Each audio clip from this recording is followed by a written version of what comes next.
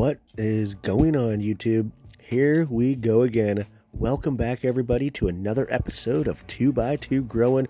I hope you're all having a really awesome day today. This is episode 2 of my new series that I started. So bear with me, the quality of this series will just keep on getting better. So episode 2, deep dive series, where we go into depth with some growing topics. And if you have a subject you want me to cover, throw it down there in the comment section. So in this episode, we are going to be going over what is the best growing medium. And they all have their pros and their cons. Once again, like most things growing, it comes down to personal preference.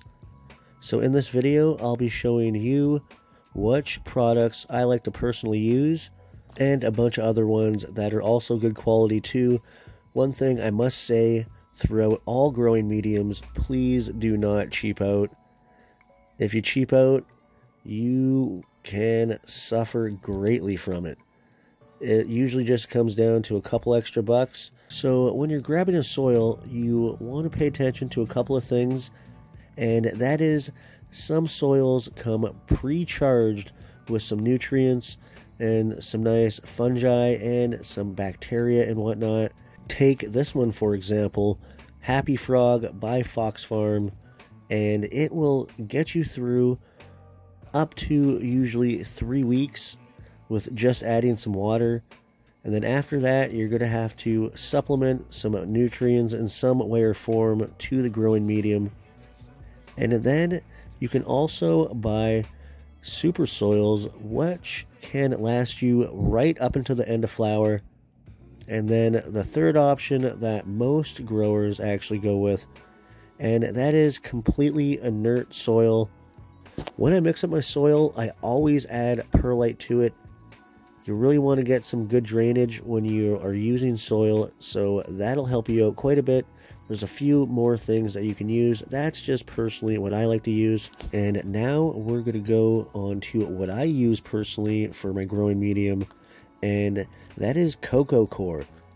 So Coco Core is made up of some little powdery pith, some fibers, and some bigger chunks known as croutons. I personally stay away from the Coco Core growing mediums that are more crouton based. I'm not a fan of them. I stay more to the fibers and the powdery pith looking stuff. So I switched to Coco about a year ago now, maybe a little bit more. It offers quite a few growing advantages over soil. Your yield is substantially higher, at least I found that out in my soil versus cocoa series I did. The plant was way bigger and yielded way more. So there definitely is one negative side to growing in cocoa, and the one thing that I found when I did that series, and that was that the flour that was grown with the soil tasted immensely better. There was way more terps, so if you want to go to Terp Town, I do suggest growing in soil. So the cocoa that you purchase will usually come in two different forms, and that is in a bag, already rinsed and washed, hopefully. Once again, don't cheap out. Always get the better quality growing mediums if you can. Or you can find it in brick form. Personally, I do not buy it in brick form. I like my pre-fluffed up and rinsed cocoa. So let's just pop up a bunch of good cocos. There's so many Coco Cores out there that you can buy, but these are the ones that I gravitate towards. And remember, you do want to have about a 70-30 ratio for perlite to cocoa. My personal favorite right now is the Mother Earth. So far, I've had zero complaints about it. And I'm going to have to be a little bit negative here for half a second. And that is tell you one I would stay away from. It used to be really good, but it is not anymore. It usually comes loaded with a bunch of different bugs, and this isn't just me saying this. I've talked to lots of different people using Canna Coco, and it used to be amazing, but they have really fallen off a cliff for their quality, so I would suggest staying away from the Canna Coco. Let's move on to hydroponics, and this will definitely garner you the biggest yield by far, and probably the strongest one too. The only thing that it does slack on, once again, this will have the lowest amount of terps of these 3 growing mediums. So once again, it will be really strong and you'll get massive yields, but it will slack a little bit on the terpene profile.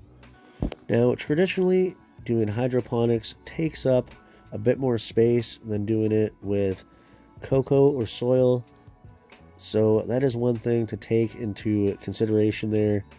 There's many different ways you can do it. There's ebb and flow, there's deep water culture, and so on.